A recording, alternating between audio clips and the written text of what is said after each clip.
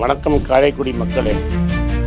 நாங்கள் என்ன பேச போகிறோம்? வெள்ளியில் என்ன ஆபத்து? ரூபா அதிபாதாளத்துக்கு போயிட்டு இருக்குது. இந்த சமயத்தில் எப்படி நம்ம இன்வெஸ்ட் பண்ணணும்? Gold all time high. இது மாதிரி வந்திருக்கிற சூப்பர் ரிட்டர்னோட பெட்டராக எப்படி ரிட்டர்ன் கொண்டு வர முடியும்? ஐடியில் நிறைய பேருக்கு வேலை போயிட்டு இருக்கு. பல துறையிலேயே பல பேருக்கு வேலை போகுது. அதை எப்படி மேனேஜ் பண்ணி எப்படி பெட்டராக பண்ணலாம் அப்படிங்கிறத பற்றியும் பேசலாம்னு நினைக்கிறேன். திருச்சி, புதுக்கோட்டை, மதுரை சுற்றி இருக்கிறவங்களும் டெஃபினட்டாக உங்களால் காரைக்குடி வர முடியும். டிக்கெட்ஸ் ரொம்ப கம்மியாக இருக்குது. டிக்கெட்டை புக் பண்ணுங்க. உங்களை காரைக்குடியில் சந்திக்கிறேன். எல்லாரும் வாங்க. நன்றி, வணக்கம்.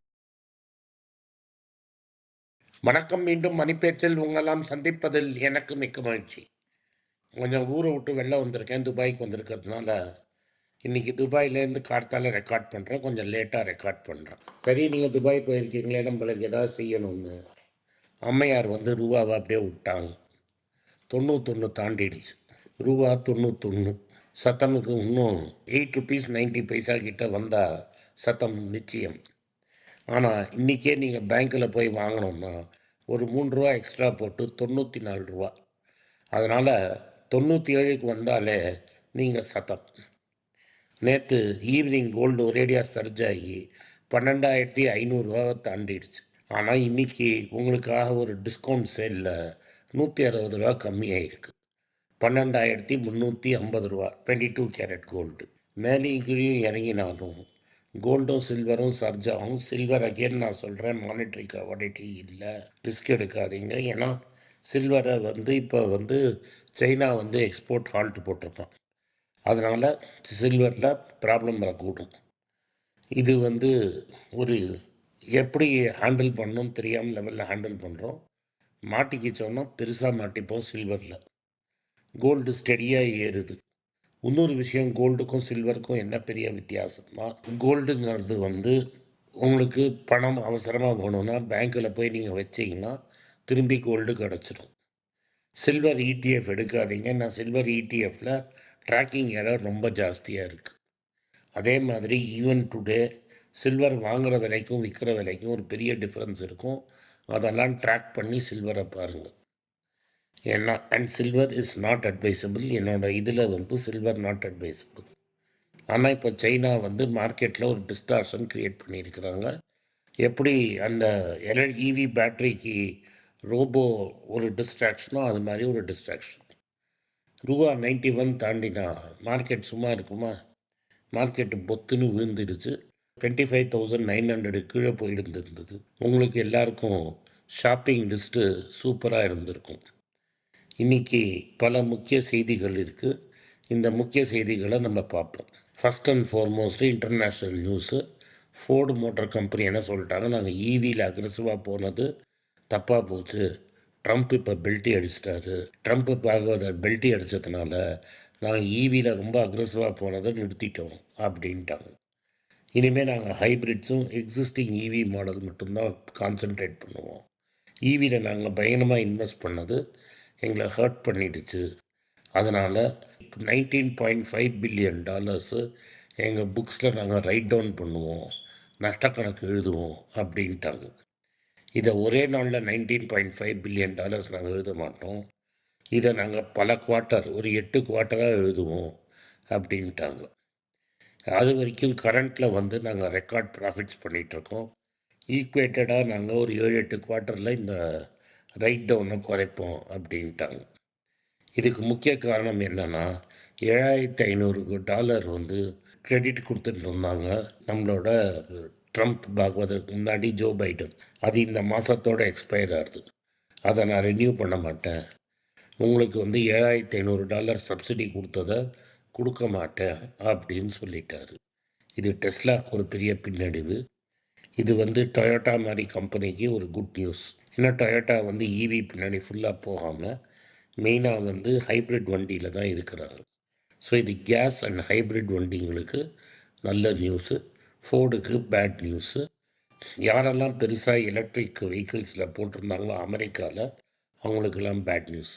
ஆனால் யூரோப், ஏஷியா அவங்கெல்லாம் எலக்ட்ரிக்கில் ஃபுல் ஸ்ட்ரெச்சு போயிட்டுருக்காங்க. இது அமெரிக்காவில் இருக்கிற ஒரு டிசனன்ஸ் நியூஸு. அடுத்தது நம்ம டிராக்டர் பற்றி பேசணும். இதில் இந்தியா நம்பர் 1. பேசிக்லி என்னென்னா, ஒரு வருஷத்துக்கு இந்தியாவில் 10 லட்சம் டிராக்டர் விற்குது. ஆனால் அமெரிக்காவும் சைனாவும் சேர்த்து கூட 6 லட்சம் டிராக்டருக்கு மேலே விற்கலை. ஸோ இந்த டிராக்டர் சேல்ஸில் நான் நம்பர் 1 அப்படிங்கிறதுல மாற்று கருத்தே கிடையாது. அப்போ எதுக்காக இந்த நம்பர் 1 அப்படின்னு பார்த்தோன்னா, அக்ரிகல்ச்சரில் ஏற்கனவே நிறைய ப்ராப்ளம் இருக்குது. இந்த ப்ராப்ளம் இருக்கிறச்ச எப்படி இந்த மார்க்கெட்டில் இந்த டிராக்டர் இப்படி பெருசுனா 2 காரணம் சொல்கிறாங்க. ஒன்று, அக்ரிகல்ச்சர் நார்த் இந்தியாலையும் சவுத் இந்தியாவிலையும் ஹெவிலி மெக்கனைசேஷன் இப்போ தான் ஆகுது அப்படிங்கிறாங்க. இதுக்கு முன்னாடி மாடு யூஸ் பண்ணிகிட்டு இருந்த இடத்துல இப்போது இது டிராக்டர் யூஸ் பண்ண ஆரம்பிச்சிருக்காங்க. அதனால் இவ்வளோ ஒரு பெரிய சேல் இருக்குது. ஒன்று. ரெண்டாவது, டிராக்டரை யூஸ் பண்ணி கன்ஸ்ட்ரக்ஷன் சைட்லேயும் இது மாதிரி குட்ஸை டிரான்ஸ்போர்ட் பண்ணுறதுக்கும் ட்ரெய்லர் வண்டி வச்சு இழுக்கிறதுக்கு டிராக்டரை யூஸ் பண்ணுறோம். ஸோ டிராக்டர் ஒரு ஹாலேஜ் வண்டியாக இருக்குது. சீப்பர் வெர்ஷன் ஆஃப் ஒரு ட்ரெய்லர் போட்டு சாமானை இழுக்கிறது. இது நிறைய இடத்துல நீங்களே பார்த்துருப்பீங்க, நானும் பார்த்துருக்கேன் ரூரலில். இப்போ டிராக்டரை வச்சு எடுப்பாங்க. இது கன்ஸ்ட்ரக்ஷன் சைட்லேயும் நிறைய வந்துடுச்சு. அதனால் இது ஒரு கன்ஸ்ட்ரக்ஷன் எக்யூப்மெண்ட்டாகவும் பார்க்குறாங்க அப்படிங்கிறாங்க. மூணாவது, மற்ற இடத்துல தான் எமிஷன் நார்ம்ஸை ரொம்ப டைட் பண்ணியிருக்காங்க. Motor cycle, passenger vehicle, commercial vehicle. ஆனால் டிராக்டரில் நம்ம அக்ரிகல்ச்சரை மெக்கனைஸ் பண்ணணுங்கிறதுனால நார்ம்ஸை கம்மி பண்ணியிருக்காங்க. அந்த நார்ம்ஸு வரத்துக்கு ரொம்ப நாள் ஆகும். அதனால் இது ஒரு பெரிய அட்வான்டேஜாக இருக்குது டிராக்டர்ஸுக்கு. இந்தியாவில் 3 இந்தியன் கம்பெனிஸ் டிராக்டர் பண்ணுறாங்க. மெயினாக நான் சொல்கிறேன். ஒன்று மஹேந்திரா அண்ட் மஹேந்திரா, இன்னொன்று எஸ்கார்ட்ஸ் குபூத்தா, அது ஒரு ஜாப்பனீஸ் கம்பெனி ஆகிடுச்சு இப்போது. அண்ட் மூணாவது நம்ம ஊரில் இருக்கிற டஃபே. இதை தவிர மற்றவங்க எல்லாமும் சின்ன சின்ன கம்பெனிஸ் ஜான்ட்ரி அது மாதிரிலாம் அமெரிக்காவில் பெரிய கம்பெனியாக இருக்கிறவங்க இங்கேயும் டெஃபினட்டாக டிராக்டர்ஸ் பண்ணுறாங்க. ஸோ இந்த டிராக்டருங்கிறது ஒரு பெரிய பிஸ்னஸ். அடுத்தது நம்மளுக்கு ஒரு நற்செய்தி, இண்டஸ்இண்ட் பேங்க்கு. இண்டஸ்இண்ட் பேங்க்கு ப்ரமோட்டர்ஸை ஆர்பிஐ வாயக்கட்டுன்னு சொல்லிட்டாங்க. என்ன சொல்கிறாங்கன்னா, நீங்கள் ரொம்ப பேசாதீங்க, நீங்கள் போர்ட்லேயே கிடையாது, நான் வெளிலேருந்து ஸ்ட்ராட்டஜிக் இன்வெஸ்டர் கூப்பிட்டு வருவேன் அது இதுன்னா சொல்ல முடியாது. நீங்கள் இன்வெஸ்டர் சும்மா நகருங்க, நாங்கள் ஆனந்தை கூட்டிகிட்டு வந்திருக்கிறோம், அவர் நடத்துவார் பேங்க்கை, நீங்கள் வேடிக்கை பாருங்கன்னு சொல்லிட்டாங்க. ரொம்ப ப்ரெஷர் பண்ணிங்கன்னா உங்கள் ஸ்டாக்கை விற்றுட்டு போங்க அப்படின்னு ஸ்டர்னாக மெசேஜ் சொல்லிட்டாங்க. So RBI day to day IndusInd பேங்க்கில் என்ன ஆகுது அப்படின்னு பார்க்குறாங்க. அவங்களுக்கு இண்டஸ்இண்ட் பேங்க்கில் பல வருத்தங்கள் இருக்குது. ஒன்று, அசோக் லேலண்டோட கமர்ஷியல் வெஹிக்கிள்ஸை இவங்க ரொம்ப ஃபைனான்ஸ் பண்ணுறாங்க. அதுக்கு நீங்கள் தனியாக ஹிந்துஜா ஃபைனான்ஸ் வச்சுருக்கீங்க. ஏன் ஒரு பேங்க்கு பப்ளிக் மணியை வச்சு உங்களோட இன்னொரு பிஸ்னஸை ஃபைனான்ஸ் பண்ணணும்? ரெண்டாவது கேள்வி, நெக்ஸ்ட் டிஜிட்டல்னு ஒரு கம்பெனி இருக்குது, அது ஹிந்துஜாவோட கம்பெனி. ட்ரெஷரி ஆப்ரேஷன்ஸில் 1.5% ஸ்டேக் இண்டஸ்இண்ட் பேங்க் வச்சுருக்காங்க. அது ஏன் வச்சுருக்கணும்? இது மாதிரி நிறைய உங்களுக்கும் நீங்கள் போட்டில் இல்லாட்டாலும் உங்களுக்கும் அந்த ப்ரமோட்டருக்கும் அந்த கம்பெனிக்கும் நிறைய லிங்க்ஸ் இருக்குது. அதனால் அந்த லிங்க்கெல்லாம் மெதுவாக கட் பண்ணி விடுங்க அப்படின்னு ஆனந்துக்கு ஃபுல் இன்ஸ்ட்ரக்ஷன் கொடுத்துட்டாங்க. ஸோ அந்த பேங்க்கு இன்னும் போக போக ஸ்டெப் பை ஸ்டெப் இன்னும் ஸ்ட்ராங்காகும். இன்னொரு கிளியராக ஆர்பிஐ என்ன பண்ணியிருக்காங்கன்னா, ஹெச்டிஎஃப்சி பேங்க் அவங்க லைஃப் இன்சூரன்ஸ், ஜென்ரல் இன்சூரன்ஸ் மூலமாக இந்த பேங்க்கில் ஒரு 9.5% வரைக்கும் ஸ்டேக் வாங்குங்கன்ட்டாங்க. ஸோ இவங்கள்ட்ட ஒரு 15% ஸ்டேக் இருக்குன்னா ஹெச்டிஎஃப்சி பேங்க்கிட்ட 9.5% இருக்கும், எல்ஐசிகிட்ட 5% இருக்கும், அண்டு ஐசிஐசிஐட்ட 5% இருக்கும். இவங்க 3 பேரும் சேர்ந்துட்டாங்கன்னா ப்ரமோட்டரோட ஈக்குவலாகவோ ப்ரமோட்டர் ஜாஸ்தியோ ஆகிடும். அதனால் ப்ரமோட்டருக்கோட ரோலை ஆர்பிஐ கம்மி பண்ணுறது இதெல்லாம் நடக்கும்னு நான் சொன்னேன். ஆர்பிஐ அந்த பேங்க்கு மேலே அவங்க கண்ட்ரோலை டைட்டன் பண்ணிப்பாங்கங்கிறதையும் உங்களுக்கு நான் சுற்றி காட்டினேன். இப்போ ஹெச்டிஎஃப்சி பேங்க்கு இன்ஸ்ட்ரக்ஷன் பர்மிஷன் கொடுத்ததே இந்த ஆர்பிஐ நாடு தான். ஸோ இது கிளியராக இண்டஸ்இண்ட் பேங்க்கு ப்ரமோட்டரோட இன்ஃப்ளூயன்ஸ்லேருந்து கம்மியாக போயிட்டே இருக்குது. அடுத்த விஷயம் ரொம்ப இம்பார்ட்டண்ட்டாக அங்கே என்ன நடக்குதுன்னா, ஆனந்த் என்ன சொல்கிறாருன்னா, அந்த பழைய மேனேஜ்மெண்ட்டு கொடுத்த போனஸ் எல்லாம் திரும்பி பிடுங்கணும் அப்படின்னு சொல்லிட்டாரு. ஸோ அந்த போனஸும் பிடுங்கப்படும். ஸோ இதெல்லாமே ஆஸ் அ ஷேர் ஹோல்டர் உங்களுக்கு நற்செய்திகள்.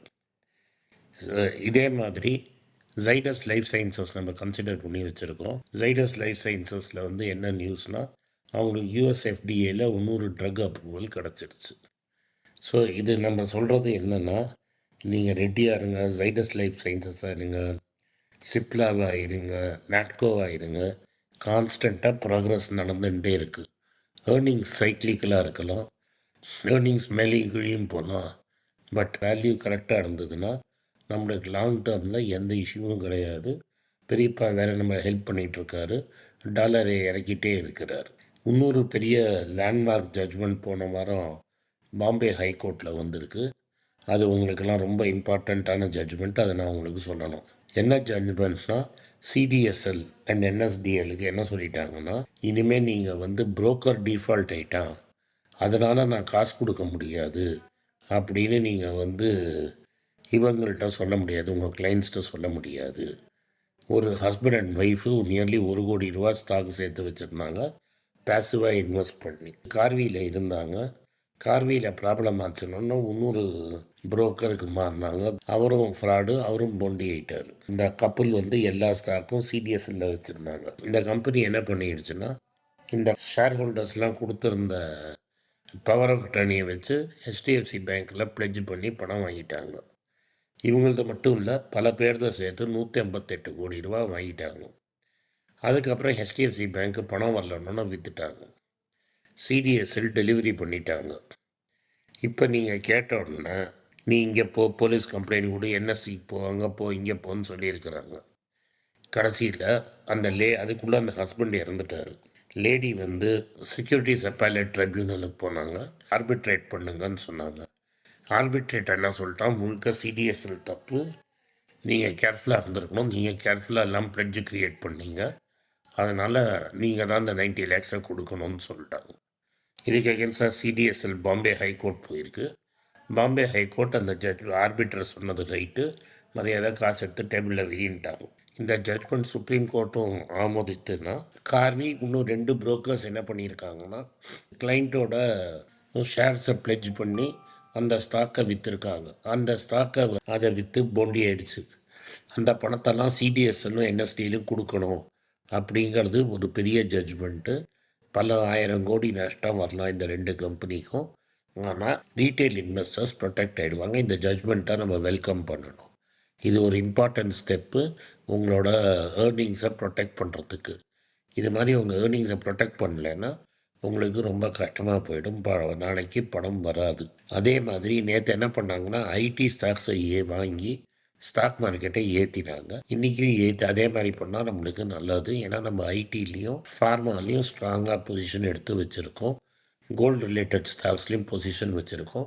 இது வந்து நம்மளோட ஃபாலிங் ருப்பிக்கு அகேன்ஸ்டாக ஒரு நேச்சுரல் ஹெட்ஜாக நம்மளுக்கு கிடைக்கும். அடுத்த பெரிய செய்தி என்னென்னா, இந்த ஐபிஓ பூம் ஓடலை, முடியலை அப்படிங்கிறாங்க. இந்த ஐபிஓ பூம் வந்து ஒரு பெரிய பூதாதிகரமாக எடுத்திருக்கு. அடுத்த வருஷம் வந்து டோட்டலாக 2.5 லட்சம் கோடி 2026 2.5 lakh crores market line rice பண்ண போகிறாங்க அப்படின்னு சொல்கிறாங்க. அந்த 2.5 லட்சம் கோடி மார்க்கெட் லைன் வெளில போச்சுன்னா மார்க்கெட் வந்து ஹெவி ப்ரெஷரில் வந்து திரும்பி இருக்கும். உங்கள் மியூச்சுவல் ஃபண்டு காசு மட்டும் இதிலேருந்து காப்பாற்றும் அப்படின்னு நினைக்காதீங்க. அடுத்தது தங்கத்தில் இடிஎஃப் பணம் இந்த வாட்டி நவம்பர் மாதத்தில் 50% தான் வந்தது, முன்ன மாதிரி வரலை. இதை வந்து நீங்கள் வந்து எப்படி பார்க்குறீங்கன்னு என்ன கேட்டிங்கன்னா, இது ஒரு கன்சாலிடேஷனாக தான் பார்க்குறேன். இப்போ கோல்டு விலை வந்து 12,500 லெவலில் ஹையாக இருக்கும்போது சில பேர் ப்ராஃபிட் புக் பண்ணி அதை வந்து ஃபிசிக்கல் கோல்டாக மாற்றலாம் அப்படின்னு நினச்சிக்கலாம். அதை நானே பல பேருக்கு அட்வைஸ் பண்ணியிருக்கேன். கோல்ட் பீஸை வந்து ஃபிசிக்கல் கோல்டாக மாற்றிடுங்கன்னு. அதுவும் நடந்திருக்கலாம். சில பேர் ப்ராஃபிட் புக்கிங்கும் பண்ணியிருக்கலாம். சில பேர் என்ன நினச்சிருக்கலாம், விலை ரொம்ப ஹையி, இதுக்கு மேலே போகாது அப்படின்னு நினச்சிருக்கலாம். இதனால் கோல்டு ப்ரைஸோட டைரெக்ஷன் அஃபெக்ட் ஆகுமா அப்படின்னு கேள்வி. இது கோல்டு ப்ரைஸ் டைரெக்ஷனை அஃபெக்ட் பண்ணாது. கோல்டு வந்து Jerome Powell, Xi Jinping, Trump, அதுக்கப்புறம் பூட்டின், இவங்க 4 பேரும் என்ன பண்ணுறாங்கன்னு வச்சு தான் டிசைட் ஆகுமே தவிர இங்கே நம்ம லோக்கல் மார்க்கெட்டில் என்ன ஆகுதுங்கிறது கவலை கிடையாது. இந்தியாவை பொறுத்த வரைக்கும் பெரிய நியூஸ் என்னென்னா, நம்ம தலைவர் வந்து ரூபாவை எவ்வளோ சீக்கிரம் கீழே இறக்குறாரோ அவ்வளோ ஃபாஸ்ட்டாக கோல்டு மேலே ஏறும். இன்டர்நேஷ்னல் மார்க்கெட்டில் கோல்டு ஃப்ளாட்டாக இருந்தாலும் இந்தியன் மார்க்கெட்டில் கோல்டு ஏறுறதுக்கு வாய்ப்பு பிரகாசமாக இருக்குது. ஏன்னா ருப்பி அடிப்பாதாளத்துக்கு தள்ளப்பட்டிருக்கு, இன்னும் தள்ளப்படும். இன்னொரு 6 ரூபா விழுந்தாலே ரீட்டைல் இன்வெஸ்டர்ஸ் சத்தம் அடிச்சிருவோம். அதுக்கப்புறம் இன்னொரு 3 ரூபா விழுந்தாலே கவர்மெண்ட்டே சத்தம் அடிச்சிடும். சத்தம் நிச்சயங்கிறது நீங்கள் கேர்ஃபுல்லாக இருந்துக்கோங்க. கோல்டுங்கிறச்ச ரூபாவை பாருங்கள். வேறு யாராவது ஏதாவது சொன்னாங்கன்னா பார்க்காதீங்க. நான் முன்னாடியே சொன்ன மாதிரி சில்வரில் என்ன ப்ராப்ளம்னா உங்களுக்கு ஃபைனான்ஸ் கிடைக்காது. 2வது வாலட்டைலாக இருக்கும். நாளைக்கு சைனாவும் அமெரிக்காவும் கையெழுத்துக்க போட்டுக்கிட்டு இந்த இவி மோட்டார் மாதிரி சில்வரை இறக்கினாங்கன்னா உங்களுக்கு தான் ப்ரெஷர் வரும். இதை அவாய்ட் பண்ணுங்கள். மீஷோங்கிற கம்பெனி ப்ராஃபிட் பண்ணலை, ஆனால் ஸ்டாக் விலை பயங்கரமாக ஏறினதுனால இந்த ஃபவுண்டர் பில்லியனர் ஆகிட்டார். இதனால் என்ன ஆகும்னா இன்னும் நிறைய பேர் எப்படி ஐபிஓ போடலாம் அப்படின்னு ஓடி வருவாங்க, ஐபிஓவில் போடுறதுக்கு பார்ப்பாங்க. அதனால் இப்போ பல ஐபிஓ இதே போட்ட படம் கூட எடுக்க முடியலன்னு பல பேர் சொல்கிறாங்க. தயவு செஞ்சு இந்த மாதிரி ஐபிஓலலாம் காசை போட்டு மாட்டிக்காதீங்க. QIPயில் போன வாட்டி ஸ்விக்கி போன வருஷம்தான் படம் எடுத்தால் திரும்பி இன்னொரு 10,000 கோடி QIPயில் எடுத்திருக்காங்க. ஸ்விக்கி இன்ஸ்டாமார்ட்டில் பணம் தொலைக்க. பேசிக்லி அப்போ என்னென்னா ஷேர் முன்னாடியே 10 ரூபா ப்ராஃபிட் பண்ணால் 100 ஷேர் ஹோல்டர் இருந்திருப்பான். இன்றைக்கி இன்னும் 10 ரூபா ப்ராஃபிட் பண்ணால் 150 ஷேர் ஹோல்டர் இருப்பான். அதனால் ஸ்விக்கி, ஜொமேட்டோ, எட்டர்னல் இது மாதிரி கம்பெனிலாம் எங்கேயுமே போகாதுங்கிறத புரிஞ்சுக்கிட்டு நம்ம தான் கேர்ஃபுல்லாக இருக்கணும். இந்த கம்பெனி எல்லாமே காசு விட்டுட்ருக்காங்க. அண்ட் உங்கள்கிட்ட பணத்தை வாங்கி காசை விரயம் செய்கிறாங்க. அதனால் எந்த ஐபிஓவில் போடலாம் என்ன கேட்டிங்கன்னா ஐபிஓவில் போடவே போடாதீங்க. Imagine price only. Bajaj housing ஃபைனான்ஸும் பீக்குக்கு போய் அங்கேருந்து ரெகுலராக இறங்க ஆரம்பிச்சிருச்சு. பட் இது ஒரு ஹை குவாலிட்டி ஸ்டாக்குங்கிறதுனால இன்னும் ஐபிஓ ப்ரைஸு கீழே போகல. ஸோ இந்த ஹை ப்ரைஸஸில் வாங்கினீங்கன்னா இன்றைக்கி வாங்கி 3 நாளில் விற்கணும்னு பார்த்தீங்கன்னா அது இன்வெஸ்ட்மெண்ட் இல்லை, அது ஸ்பெக்குலேஷன். நீங்கள் தாயக்கட்டையை உருட்டி பார்த்தீங்கன்னா உருட்டி பாருங்கள். நாளைக்கு நான் சொல்லலைன்னு சொல்லிடாதீங்க. இதுதான் இன்றைக்கி முக்கிய செய்தி. இந்த வீடியோ உங்களுக்கு பிடிச்சிருந்தா இந்த வீடியோவை லைக் பண்ணுங்கள், எங்கள் சேனலை சப்ஸ்கிரைப் பண்ணுங்கள், பெல் நோட்டிஃபிகேஷன் தட்டுங்க. இந்த வீடியோவை முடிஞ்சால் உங்கள் சொந்தக்காரங்களுக்கும் ஃப்ரெண்ட்ஸுக்கும் அனுப்புங்க, அவங்கள பார்க்க சொல்லுங்கள். நன்றி, வணக்கம். வணக்கம். குழந்தைங்களுக்காக ஒரு புஸ்தகம் லான்ச் பண்ணோம். அது ரொம்ப சக்ஸஸ்ஃபுல்லாக இருக்குது. யாருக்கெல்லாம் அந்த புஸ்தகம் போகணுமோ எங்கள் டீமுக்கு கான்டாக்ட் பண்ணுங்கள். கீழே இருக்கிற நம்பர்லேயும் வெப்சைட்லேயும் கான்டாக்ட் பண்ணிங்கன்னா உங்களுக்கு அந்த புஸ்தகத்தை நீங்கள் வாங்கிக்கலாம். மற்ற எங்கள் புஸ்தகமும் அவைலபிள். எங்கள் வெப்சைட் மூலமாகவும் வாங்கலாம். கீழே இருக்கிற வாட்ஸ்அப் நம்பர்லேயும் மெசேஜ் அனுப்பலாம். நன்றி, வணக்கம். எல்லாருக்கும் வணக்கம். moneypage.comனு எங்களுக்கு ஒரு வெப்சைட் இருக்கிறது உங்களுக்கு தெரியும். இத்தனை நாள் பல ஆர்டிக்கல் நாங்கள் ட்ரான்ஸ்லேட் பண்ணி அதில் போட்டுட்ருந்தோம். இப்போ நாங்களே டீம் செட் பண்ணி ஒரு வாரத்துக்கு 4 ப்ரீமியம் ஆர்டிக்கலாக போடுறதா டிசைட் பண்ணியிருக்கோம். ரொம்ப மினிமல் சப்ஸ்கிரிப்ஷன் சார்ஜஸ் வச்சுருக்கோம். கீழே அந்த லிங்கை பார்த்தீங்கன்னா இந்த சப்ஸ்கிரிப்ஷன் டீட்டெயில்ஸ் தெரியும். இந்த ப்ரீமியம் ஆர்டிகல்ஸ் மட்டும்தான் சப்ஸ்கிரிப்ஷன் லிங்க்கில் வரும். மற்றதை நீங்கள் இன்னும் ஃப்ரீயாக படிச்சுட்டு இருக்கலாம். இந்த வெப்சைட்டை பற்றி என்ன நினைக்கிறீங்கிறத அந்த வெப்சைட்லேயே உங்கள் கமெண்ட்ஸ் எழுதுங்க. நன்றி, வணக்கம்.